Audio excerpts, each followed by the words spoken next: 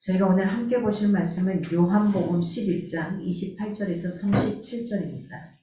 요한복음 11장 28절에서 37절입니다. 제가 한 절, 여러분 한 절 함께 하도록 하겠습니다. 이 말을 하고 돌아가서 가만히 그 자매 마리아를 불러 말하되 선생님이 오셔서 너를 부르신다 하니 마리아가 이 말을 듣고 급히 일어나 예수께 나아가매 예수는 아직 마을로 들어오지 아니하시고 마르다가 맞이했던 곳에 그대로 계시더라. 마리아와 함께 집에 있어 위로하던 유대인들은 그가 급히 일어나 나간 것을 보고 목하러 무덤에 가는 줄로 생각하고 따라가더니 마리아가 예수 계신 곳에 가서 배웠고 그 발 앞에 엎드려 이르되 주께서 여기 계셨더라며 내 오라버니가 죽지 아니하였겠나이다 하더라. 예수께서 그가 오는 것과 또 함께 온 유대인들이 오는 것을 보시고 심령에 비통히 여기시고 불쌍히 여기사 이르시되 그를 어디에 두었느냐 이르되 주여 와서 보옵소서 하니 예수께서 눈물을 흘리시더라. 이에 유대인들이 말하되 보라 그를 얼마나 사랑하셨는가 하며 중 어떤 이는 말하되 맹인의 눈을 뜨게 한 이 사람은 죽지 않게 할 수 없었더냐 하더라. 아멘. 여러분은 몇 프로의 지분을 갖고 계십니까? 갖고 있는 주식은 몇 프로를 갖고 계십니까? 아니면 여러분이 뭐 운영하고 있다면 그 회사의 몇 프로의 지분을 여러분이 갖고 계십니까? 가끔 대기업들은 보면은 월급에 플러스 회사에 그런 지분을 주더라고요. 그래서 마지막에 나온 다음에 그걸 이제 팔아서 여러 가지 자금으로 쓰기도 하더라는 겁니다. 여러분은 몇 프로의 지분을 갖고 계세요? 조금 더 가까이 가볼게요. 여러분의 선한길 공동체는 몇 프로의 지분을 갖고 계시다고 생각하십니까? 얼마나 갖고 계시는지요? 얼마나 몇 프로를 어느 정도 갖고 계시는지요? 생각이 듭니다. 교회라는 형체가 물론 제가 개척이라는 단계를 가져가지만 목사가 프로부테들이 가져가진 않습니다. 목사만 있다고 해서 교회가 돼가는 거 아니잖아요. 그죠? 그래서 우리 형들과 함께 나가는 거. 저는 동일하게 n분의 1이지 않을까 이런 생각을 해봅니다. 지분은. 그러면 그 지분을 갖고 있는 사람들이 그 지분을 행사할 수 있어야 되는 거죠. 행사할 수 있어야지만 그게 제대로 돌아갈 수 있는 것이 될 겁니다. 여기 계신 여러분은 다 n분의 1의 지분을 사랑의 교회 공동체에 갖고 있다는 것을 놓치지 말기를 바랍니다. 오늘 계속해서 나사로의 이야기가 나옵니다. 나사로의 이야기 중에 도대체 몇 프로의 지분을 가지고 있고 오늘 여기에서는 예수님이 어떠한 태도로 성도들을 대하시는지, 이걸 통해서 내가 어떤 태도로 성도들을 대하고 맞이해야 되는 건지, 이것을 볼 수 있기를 바랍니다. 오늘 28절에서 31절에 보면 마리아의 예수님 영접하는 부분과 조문객들의 동의입니다. 처음에 예수님이 오셨다는 소식을 듣고 마르다는 열심히 뛰어갔잖아요. 굉장히 성격이 활발한 친구인 것 같아요.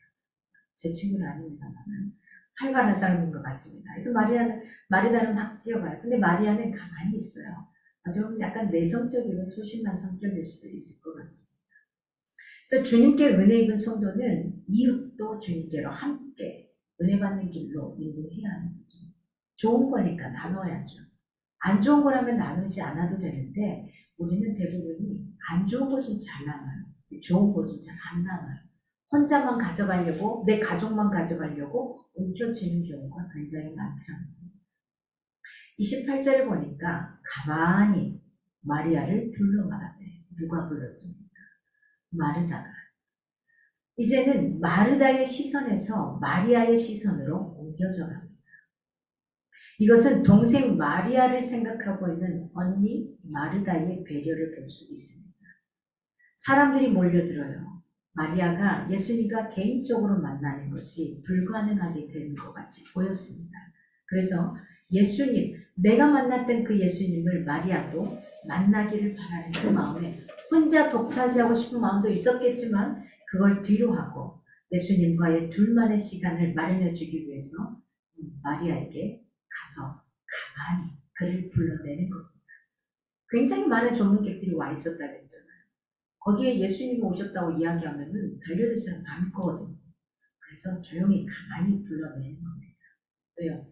자기가 예수님과 1대1로 만났던 그것을 독대했던 그 시간을 자기 동생 소심하지만 이 마리아에게도 소중한 그분을 마주할 수 있게 해주고 싶어서 했습니다. 사랑이 뭡니까? 상대를 배려할 줄 아는 마음이 사랑입니다.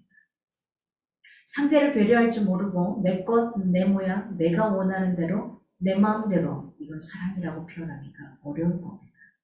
그런 면에 있어서 마르다는 이 마리아에게 엄청난 사랑을 그에게 베풀어 주었습니다. 마리아의 상심을 충분히 알고 있었기 때문에 개인적인 위로가 필요하다는 것을 그 언니 마르다는 알았던 겁니다. 누구든지 그분께로만 예수 그리스도에게로만 오기만 하면 사실은 모든 문제의 해답을 얻게 될 수 있다는 것 마르다는 알았습니다. 그 좋은 걸 나 혼자만 가지고 갈 수는 없었어요. 그래서 내가 사랑하는 동생에게 전달했던 겁니다. 주님께 먼저 받은 은혜 받은 성도가 이웃을 대하는 합당한 자세, 바로 그 자세가 오늘 마르다가 처한 모습입니다.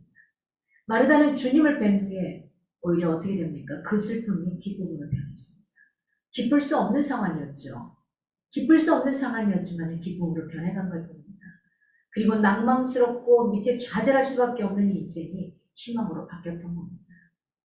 성도들은 주님께 받은 은혜, 그리고 깨달은 진리, 또 값없이 얻은 영생의 소망을 이웃도 받을 수 있는 그 길로 인도해야만 하는 겁니다.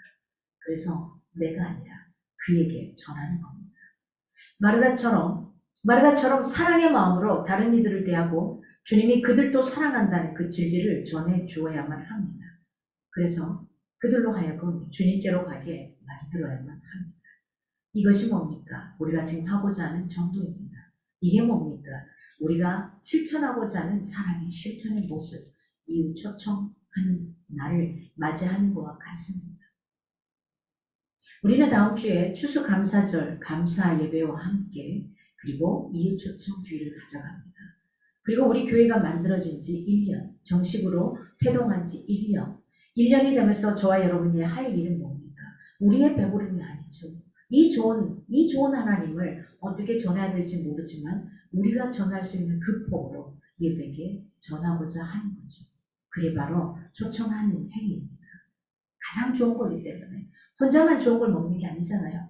무엇인가 맛있고 좋은 걸 먹을 때 생각나는 사람이 있죠. 내가 가장 사랑하는 사람들, 생각나는 누군가, 그 이웃이 생각날 겁니다. 마찬가지입니다. 내가 가장 좋은 하나님을 만났다면 그 하나님을 내 사랑하는 친구에게, 그 누군가에게 한 번쯤은 먹여주고 싶고 해주고 싶은 거. 이겁니다. 29절에 이 말을 듣고 급히 일어나 예수께 나아가니 자신의 옷매무새도 어떠한지 그리고 머리가 어떠한지 세술례가 했는지 안 했는지 이거 생각할 겨를이 없습니다. 그대로 이 말을 듣고 급히 일어나 그냥 있는 모습 그대로 오늘 특송한 대로 있는 모습 그대로 뛰쳐나갑니다. 이것이 그녀가 자신이 처한 상황 속에서도 예수께서 오시기를 간절히 바랬던 어떤 고대했던 그런 증거로 볼 수가 있겠습니다.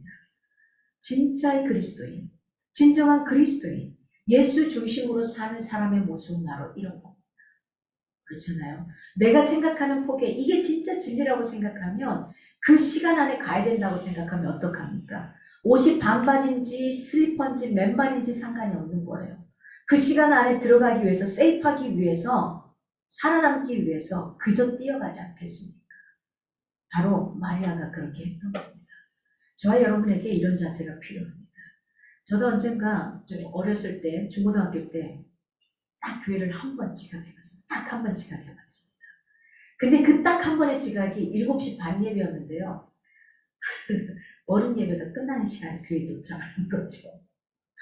그러니까 어린 예배가 보통 그 12시 반 정도에 끝났거든요. 저희 교회는. 그 시간에 와 앞이 깜깜한 거예요. 딱 눈을 떴는데 시간이 11시 훌쩍 넘었어요. 세수 안 하고 자고 일어나고 그대로 있고 물론 교회에서 집까지 5분 거리입니다. 그냥 그대로 일어나서 그냥 갔어요. 교회를. 그냥 갔어요. 근데 이거 웬걸요? 전도사님 앞에서 기다리고 있더라고요. 너무 막 쩌쩌쩌쩌 이제 그 전사님이 되게 무서웠거든요. 깡패 두목을 하시고 하나님을 만났던 분이다 보니까 와, 이 장난 아니거든요. 죽으면 죽으리라요. 그렇게 작은 체구에 그냥 와, 너가 그러고도 이모냐 어쩌고저쩌고 그러고 보니까 제가 고등학교 2학년 때가 됐나 봅니다. 이모냐다. 근데 저는 두고두고 회자합니다. 늦었지만 늦어서 가지 않는 게 아니라 우리 예배는 없지만 오후 예배를 참석을 했는데요. 내가 그 마음으로라도 하나님 앞에 가는 그 시간을 지켜가기에 노력하고 뛰어갔다는 거예요. 머리를 안 감는 게 무슨 상관이 있겠습니까? 그저 가는 겁니다. 내 중심에 무엇이 있느냐에 따라서 다르다는 겁니다. 여기서 중요한 교훈이 있습니다. 첫 번째는 뭐냐면 우리가 직면하게 되는 어떤 위기가 있을 거 아니에요. 그죠? 그 위기 가운데 언제나 예수님께서 계시다는 거 이걸 놓지 않았으면 좋겠습니다. 오늘 마리아의 인생 가운데 마르다의 인생 가운데 사랑하는 오빠를 먼저 보내야 되는 굉장히 힘겨운 시간이었거든요. 집에 가장을 먼저 보내야 되는 이거는 엄청난 삶에 있어서 여러 가지 살아가는 것에 있어서 힘든 상황이 주어졌던 겁니다. 두 번째는 어떤 게 주어지냐? 그분이 우리를 도우시고자 부르신다는 거예요. 그분의 부르심에 응답하기 위해서는 그분이 부르신다는 걸 알아야지만 가능합니다. 여러분, 문제는 예수가 아니라 우리 스스로의 선택이라는 거예요. 우리는 어떤 문제가 일어나면 하나님 왜 그러셨어요? 그러다 하나님이 그러시지 않아요. 항상 기억하십시오. 하나님은 저와 여러분에게 항상 좋은 걸 주시기 위해 노력하셔요. 그리고 무조건 살리기 원하시는 게 그게 하나님입니다. 그게 아니에요. 결국은 내가 다른 거와 짝하고 하나님의 말씀과는 위배되는 다른 쪽으로 가다가 보니까 그 속에서 사탄이 나를 갖고 노는 것을 마치 하나님이 나를 갖고 이렇게 했다라고 생각합니다. 아니요. 예수가 아니라 누구라고요? 내가 스스로 선택한 거였더라는 거죠. 그분은 이미 여기에 계시기 때문에 선택은 언제든지 누가 하면 돼요? 내가 하면 돼요. 그 주님은 늘 그 자리에 있어요. 늘 그 자리에 계셔요. 어떤 거 같냐면요. 아무리 나쁘더라도 내 부모, 내가 인정하기 힘들어도 내가 받아들이기 힘들어도 그 자리에 계셔요. 가면 그저 안아줘요. 지금도 저희 어머님은 그래요. 네 나이가 몇이어도 제 머리가 하얗게 염색을 하지 않아서 하얗게만 떠있을 때 보시고 그러더라고요. 네 머리가 하얗게 새어도 너는 나한테 어린이다 라는 표현을 하셔요. 그리고 여전히 그렇습니다. 찾길 조심해라 그래요. 지금 이 나이에도 찾길 조심해라 그래요. 밥 잘 먹고 다녀야 돼. 아프지 마라. 자기 본인 몸이 아픈데도 불구하고 늘 그렇게 하셔요. 주님은 기억합시다. 늘 그 자리에 계셔요. 주님은 나를 놓지 않으십니다. 주님에게 있어서 나는 100%의 지분을 갖고 계셔요. 근데 내가 그 주님을 어쩌면 100%가 아니라 좋을 때는 100%, 좀 안 좋으면 50%, 더 안 좋으면 1%. 겨우 턱걸이 이 정도 잡고 있을 수가 있어요. 선택은 내가 하고 있더라는 겁니다. 주님은 우리가 진심으로 당신의 은혜를 사모하기를 원하십니다. 오늘 30절에 마르다에 맞던 그곳에 그저 계시더라. 마르다를 맞이했던 그 자리에 계셨던 거예요. 그 자리에서 계속 기다리고 계셨어요. 누구를? 마리아. 다른 곳으로 가지 않으셨습니다. 조문을 하기 위해서 왔다 그러면은 당연히 상가로 가셔야 되는 거잖아요. 근데 그게 문제가 아니라 그는 누구와? 마리아를 만나기 위해서 마르다와 처음 만났던 그 자리에 그대로 서 계셨던 겁니다. 오늘 사도 요한은 주님이 마르다를 맞던 곳에 그저 계시니라 이걸 강조합니다. 이게 무슨 말입니까? 주님은 사랑하는 마리아도 그 마리아도 나를 만나러 오기를 기다리고 계셨다는 겁니다. 그 자리에. 그래서 저와 여러분이 이제 해야 될 일은 뭡니까? 내가 예수님을 만났던 그 자리에 내 사랑하는 주변의 이웃들, 동료들, 친척들, 친구들, 누군가, 동생들, 후배들, 선배들, 누구들, 직장 상사들, 누가 됐든 그 사람을 그 자리로, 내가 만났던 그 자리로 데려오기를 바라고 기다리고 계시다는 사실입니다. 스스로 주님과 그 은혜를 사모하고 주님을 찾는 것이 참된 믿음이고 신앙의 바른 자세입니다. 그래야지만 주님의 은혜의 가치를 귀하게 여기는 성도가 됩니다. 이스라엘의 지형에 보면은 이스라엘의 지형 굉장히 협곡으로 이루어졌다 그래요. 그래서 낭떠러지가 굉장히 많답니다.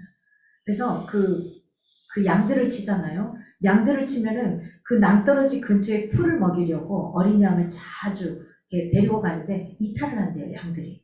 양들이 자주 이탈을 한대요. 어린 양들이 그곳에 풀을 먹다가 실족하기도 하고요. 낭떠러지 중간에 고립되는 경우가 심심찮게 많이 발생을 한다고 해요. 이때 굉장히 지혜로운 목자는 즉각적으로 내려가서 구하지 않는다고 합니다. 오히려 고집을 부리다가 이 양들이 더 위험한 골짜기로 떨어져 죽기가 쉽다. 그래서 목자는 기다린대요. 그가 먹을 만큼 먹고 빨리 그곳에서 나오기를. 그 협곡에서 낭떠러지에서 떨어지지 않고 나오기를. 때로는 양이 탈진했을 때 그때 내려가서 양을 데리고 나온다고 합니다. 그러니까 이스라엘 지형 자체가 그렇대요. 마찬가지입니다. 저와 여러분이 발버둥 치면 발버둥 칠수록 어떻게 할 수가 없어요. 다시 돌아갈 거거든요. 다시 돌아가고 다시 들어갈 거거든요. 저는 늘 생각합니다. 돌아온 탐자. 그 아버지가 항상 문을 활짝 열어놓고 그 아들이 어디 있는지 듣지 않았겠습니까? 그 아들이 어디서 무엇하는지 소문 듣지 않았겠냐고요. 늘 주시하고 있었습니다. 그런데 왜 가서 바로 잡아오지 않았을까? 가서 왜 바로 끌고 오지 않았을까? 저는 오늘 본문과 같은 생각을 합니다. 그가 허랑방탕하게 살아갈 때 가서 바로 끌고 왔다면 다시 집 나갔을 거라는 거죠. 하루 이틀 좀 배불리 먹다가 또 그거 생각나지 않겠어요. 내 마음대로 하고 싶고 돈 쓰고 싶고 나가고 싶은데 허랑방탕하고 싶은데 그냥 둘 겁니다. 그래서 아버지는 그런 마음이 간절했지만 기다렸습니다. 그가 어디서 뭐 하는지 알면서도 간절하게 기다렸습니다. 문을 활짝 열어놓고 언제든지 맞이하기를 그의 발로 돌아오기를 그의 발로 돌아왔을 때는 그가 나가는 것은 덜하겠죠. 기다림이 필요했던 겁니다. 어디에서요? 그 자리에서. 그가 있어야 될 그 자리에서 있었던 겁니다. 마찬가지입니다, 여러분. 어쩌면 내가 왜 이럴까? 내가 왜 이럴까? 왜 이렇게 헤매고 다닐까? 여러분, 탈진할 때까지는 기다려야죠. 그렇지 않으면 두 손 두 발을 들지 않으면 마치 내가 잘나서 그냥 그 자리에 있는 것 같아요. 내가 잘나서 그 모든 것들을 이뤄낸 것 같아요. 그게 아니라는 사실입니다. 오늘 31절에 곡하러 따라가더니 마리아가 예수께서 부르신다는 언니 마르다의 말을 듣고 급히 일어나서 나갑니다. 조문객들이 와 있던 유대인들도 그녀의 뒤를 따라가기 시작했을 겁니다. 때로 죽은 자를 위한 애도가 교회 안에서도 어쩌면 이상한 일도 되는 것처럼 금빛이 되는 그런 경향도 있기도 합니다. 그러나 이건 당연한 겁니다. 당연한 겁니다. 인간적인 아픔과 슬픔 있는 거죠. 사랑하는 자의 죽음을 예도하는 것 굉장히 자연스러운 감정의 발언입니다. 여러분, 누군가 사랑하는 사람을 먼저 보낸다면 많이 애도하십시오. 그저 보내십시오. 그러나 저와 여러분에는 그 다음에 너머의 세계가 있기 때문에 그 다음에 또다시 행복한 희망찬 소망을 가지고 살아갈 수 있는 겁니다. 이것이 종교적인 의미를 가진 것이 아니라면 그것이 우리가 막을 이유는 없습니다. 교회 안에서 우리가 반대하고 나가야 될 어떤 것들이 있다면 하나님 편에 서서 종교적이거나 또는 하나님 편에 서서 세상 사람들이 우리를 보고 우리가 그 행동을 해도 되지만 했을 때 실족하고 하나님 앞에 오는 걸 막는다면 그것은 멈춰야죠. 그 이상의 것은 괜찮습니다. 해도 된다고 봅니다. 그대로 나가시기 바랍니다. 오늘 두 번째 32절에서 35절 애곡하는 마리아와 조문객들을 보신 예수님의 감정적인 반응입니다. 여러분, 주님만이 우리의 진정한 위로자라는 걸 여러분이 아셨으면 좋겠습니다. 온몸으로 느끼셨으면 좋겠습니다. 저는 제가 몸서리치게 힘에 겹고 어렵고 슬프고 초등학생이 아무것도 모르던 그 시절에 죽음을 생각하면 나는 금방 죽을 거라는 이 생각 속에 사로잡혔던 저에게 가장 위로가 됐던 건 부모도 친척도 가족도 아니었습니다. 친구도 아니었습니다. 하나님밖에 없었습니다. 그분은 유일하게 나보고 너라면 괜찮아. 너 정도면 괜찮아. 라고 이야기해 주셨던 그분이셨습니다. 32절에 보니까 와서 보이고 그 발 앞에 엎드려 마리아는 예수께 자신을 보이려고 그곳으로 서둘러서 갔습니다. 간 것이 아니라 그분을 뵙고자 하는 그 갈망에서 서둘러 갔던 겁니다. 배우고 나서 보고서 그를 보고서 그는 어떻게 합니까? 그 발 앞에 엎드려. 어떤 걸까요? 그가 이런 행동을 한 건 어떤 걸까요? 자기의 오라비인 나사로를 잃어버린 슬픔, 여기에 복박쳐서 취하지 아주 자연스러운 행동이었을 겁니다. 저도 오빠를 보낸 지 2년입니다.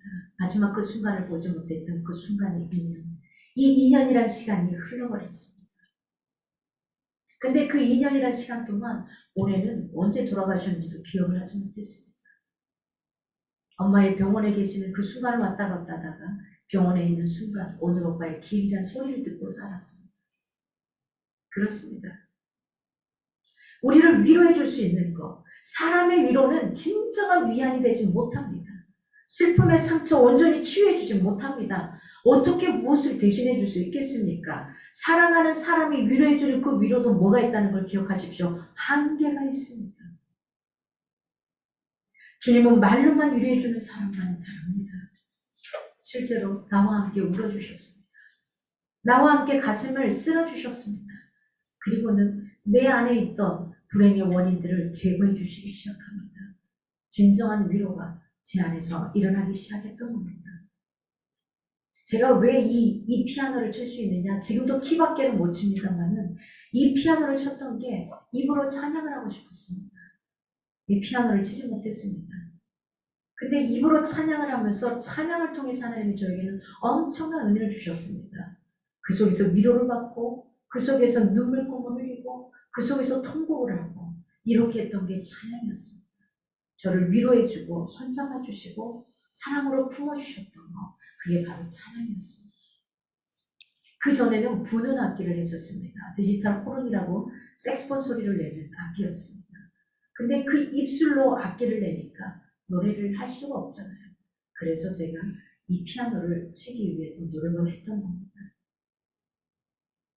저에게 있어서는 찬양은 가사가 맞고 안 맞고 박자가 틀리고 맞고가 아니라 하나님과 내가 소통할 수 있는 굉장한 위로의 자리이고 소망의 자리이고 희망의 메시지가 바로 찬양의 가사를 통해서 주어졌던 겁니다. 여러분, 불행의 원인을 제거해 주시고 위로해 주시는 그 주님의 손을 이 시간 한번 잡아보지 않겠습니까? 이 세상에서 언제가 가장 슬프십니까? 보면 일단은 죽음일 겁니다. 사랑하는 사람을 떠나보는 겁니다. 사랑하지 않았다 할지라도 주변에 있는 사람을 떠나보는 겁니다. 저는 너무 어렸을 때부터 주변에 있는 사람들을 너무 빨리 보냈습니다. 그래서 늘 생각합니다. 잘 죽어야지. 죽은 사람들의 뒷모습 속에 장례식장에서 보여주는 모습을 제가 너무 많이 뼈저리게 봤거든요. 잘 죽고 싶어서 저는 잘 살기를 노력합니다. 두 번째는 어떤 것이 슬픔입니까? 여러 가지 문제들을 만나는 가운데 지치고 삶에 대한 희망이 없어질 때 슬퍼지지 않습니까? 이 고비를 또 어떻게 해결하고 넘어갈 수 있을까? 이걸 어떻게 갈 수 있을까? 그렇습니다. 그러나 주님은 우리에게 영원한 천국, 이웃을 사랑할 수 있는 진리를 저와 여러분에게 가르쳐 주셨습니다. 그러므로 우리가 어떤 불행을 당해도 천국과 이웃을 사랑하는 진리를 가르쳐 줄 수 있기를 바랍니다. 그 이웃 가운데 그들에게 진리가 희망이 되고 슬픔을 이길 수 있고 그 희망과 기쁨 속에서 살아갈 수 있도록 이 복음을 진짜 참 진리를 전해줄 수 있기를 바랍니다. 우리가 불행을 당할 때 주님을 찾아야 할 그 이유는 바로 이분이 소망이 되신다는 사실입니다. 바로 이분이 참 진리가 되신다는 사실입니다. 주님으로부터 재확인받을 수 있기를 바랍니다.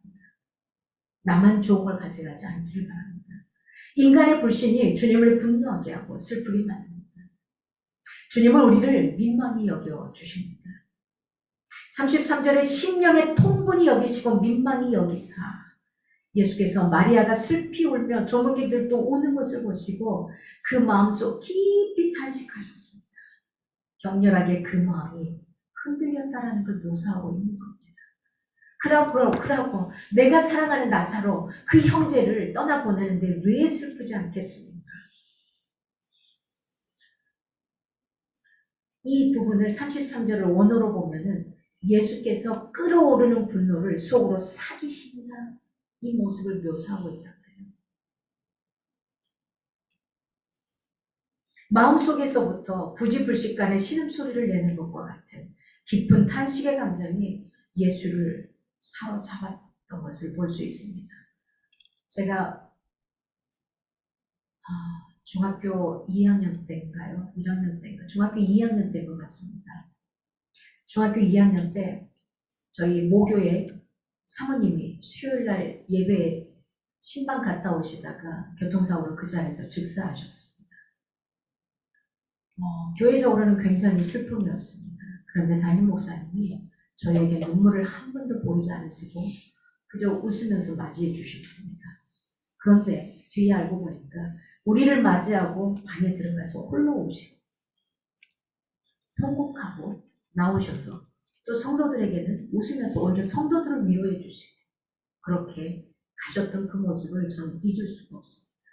그 아름다운 장례식장을 잊을 수가 없었습니다. 너무 가슴 아프고 힘든 일이었는데 그도 아프지만은 아마 이 예수님의 마음과 동일하지 않았을까. 그 사모님 정말 개척하시고 힘들게 사셨거든요. 그런데 이제 진짜 살만한 교회 사이즈도 굉장히 컸거든요. 이제 좀 살만한데 그 자리에서 갑자기 가신 그 사모님의 모습을 보면서 뭔데 우리 성도들은 굉장히 많이 힘들어했었거든요. 근데 그 성도들을 다 위로하시고 홀로 방에 가셔서 혼자 눈물을 사이셔줄 그 목사님을 지금도 잊지 못합니다. 아마 예수님의 마음이 아니었겠나 지금 그런 생각이 듭니다. 여러분 마음속에서부터 물러나오는 그 탄식의 소리, 그 감정, 예수님께서는 신성을 지니신 분이면서도 분명한 것은 인간적인 눈물을 100% 그대로 가셨다는 겁니다. 그의 마음도 찢어질 듯이 아팠다는 겁니다. 마리아를 향해 예수님은 끓어오르는 격한 감정을 폭발시킬 수도 있지만 시키지 않으셨던 겁니다. 자기의 마음도 아프지만 이 마리아의 그 아픈 마음을 자기의 그 아픈 마음을 사귀면서 그를 위로해주고 그에게 소망과 희망을 격려를 다시금 주는 거였습니다. 여러분 그 옛날 아담과 하와가 죄를 범하고 하나님이 두려워서 동산나무 사이에 숨었을 때 하나님께서 아담에게 이렇게 하시죠. 아담아 네가 어디 있느냐 찾으시죠. 아담아 네가 어디 있느냐. 오늘 그 장면과 같은 모습인 겁니다. 오늘 네가 어디 있느냐. 있어야 될 그 자리에 있느냐 이겁니다. 주님은 지금 나사로의 죽음으로 우는 자들에게 보라 젊은 나사로도 무덤에 있다라는 겁니다. 그가 지금 어디에 있느냐. 그 젊은 나사로도 그 무덤에 있다. 예수님의 철저한 감정의 절제 그리고 속으로부터의 참으심을 보여주고 있는 장면입니다. 이런 예수님의 감정의 절제와 참으심이 다른 한편으로는 오늘 우리의 연약함과 영적인 무지에 대해 그가 얼마나 강한 톤으로 질책하고 책망하시며 애태우신지를 잘 전달하고 있는 장면입니다. 34절에 그를 어디 두었느냐? 그를 어디 두었느냐? 사람들의 관심을 이미 죽은 지 나흘이나 지난 나사로의 시체에 관심을 갖게 하셨습니다. 이미 죽어버린, 이제는 장사 지내도 끝나버린, 이미 썩은 냄새가 나는 그것을 사람들에게 다시 관심을 두게 만듭니다. 35절에 100% 인성을 지니신 이분이 예수께서 눈물을 흘리시더라. 성경에 보면 예수님이 눈물 흘린 장면이 딱 세 군데 나옵니다. 요한복음 11장 35절에 보면 나사로 때문에 웃으신 장면이 나와요. 오늘 본문 이거 누가복음 19장 41절에 보면 예루살렘 성을 보시면서 우시는 장면이 나옵니다. 그리고 세 번째는 히브리서 5장 7절에 겟세마네 동산에서 우시는 장면이 나옵니다. 이 예수님의 눈물이 갖는 그 의미는 무엇일까요? 첫째는 그분도 우리와 똑같은 인간이라는 것, 인성을 가지신 완전한 인간이라는 것, 이걸 보여주고 있습니다. 두 번째는 예수님이 흘리신 그 눈물이 가진 의미는 뭐냐? 우리의 연약함을 채울하신다는 것. 너무 잘 알고 계시고 마음 아파하시고 힘들어하신다는 것. 예수님도 이 죽음 앞에 사랑하는 자를 먼저 보내면서 마음 아파하시고 눈물을 흘릴 수밖에 없었습니다. 오늘 마지막 36절에서 37절을 보면 예수님의 눈물을 본 조문객들의 반응이 나옵니다. 36절 보라 그를 어떻게 사랑하였는가. 나사로와 그 가족들에 대한 예수님의 사랑을 유대인들이 직접 눈으로 확인하는 겁니다. 예수님이 어떻게 사랑하셨는지 보라 그를 어떻게 사랑하였는가 하는 사람들의 외침은 그들의 의도와는 상관이 없었습니다. 곧 예수님에 의해 나타날 나사로를 향한 사랑의 실체, 그건 뭡니까? 부활을 준비시키는 역할, 그것을 할 뿐이라는 겁니다. 37절에 그 사람은 죽지 않게 할 수 없었더냐? 이런 엄마 있지 않겠습니까? 소리 없이 눈물을 흘리는 예수님을 목격하고 사람들이 예수님에 대해서 가진 의문들을 계속해서 퍼붓겠죠. 아니 네가 그토록 아프면 그렇게 죽게 내버려 두지 않아도 되지 않았어? 진짜 와서 아픈 자를 살린 것처럼 아픈 자를 고쳐준 것처럼 너도 그렇게 해줄 수 있지 않았겠냐는 거죠. 왜 이제 왔어? 3일도 아니고 사흘이 지났는데 나흘이 지났는데 왜 이제 왔어? 이겁니다. 예수님이 거기에 계셨더라도 나사로는 죽었을 겁니다. 기억하십시오. 그것은 나사로의 무덤 앞에서 흘리는 예수님의 눈물이 그것을 증명하고 있습니다. 그들의 눈에 예수님의 눈물은 나면서 소경된 자는 고칠 수 있어도 죽어가는 자는 살릴 수 없는 자신들의 능력의 한계를 절감하면서 비탄하며 우는 것 이상이 아니었습니다. 우리는 오늘 본문에서 예수를 맞는 두 부류의 사람을 보게 됩니다. 하나는 마리아를 대변하는 부류를 볼 수 있습니다. 주님을 향한 뜨거운 가슴을 안고 예수가 계신 곳을 급히 달려나가는 신앙인입니다. 또 다른 하나는 조문객을 대변하는 부류입니다. 예수를 이해하지 못하는 거죠. 그리고 비판적인 시각에서만 바라봅니다. 이들은 영적으로 무지합니다. 그래서 배타적인 사람들이죠. 이 두 부류 중에 여러분은 어디에 속하십니까? 우리가 전적으로 주님을 의지하고 바랄 때 우리는 비로소 주님이 주시는 참된 생명과 은혜를 풍성히 누릴 수 있습니다. 이를 위해 우리는 모든 교만 그리고 편견 그리고 자기중심적인 태도를 십자가 앞에 내려놓기를 바랍니다. 이게 바로 자기 부인입니다. 우리는 매일같이 자기를 부인하며 부단한 노력을 게을리하지 말아야 합니다. 네가 나를 사랑하느냐? 그렇다면 나를 따르기로 원하느냐? 그러면 자기를 부인하고 십자가를 지고 나를 따르라는 것은 뭐냐? 나의 이성과 생각과 감정과 나의 경험을 다 내려놓으라는 겁니다. 어디 앞에? 말씀 앞에. 그걸 우선되게 하라는 겁니다. 에고. 나의 자아를 내려놓으라는 겁니다. 나의 자존심을 내려놓으라는 겁니다. 하나님 앞에 십자가 앞에 내려놓고 가라는 겁니다. 나의 이성과 이것으로 발끈하고 화내며 분노하며 살아가지 말라는 겁니다. 오늘 예수님은 저와 여러분을 만났던 그 자리에 거기에 그대로 서 계십니다.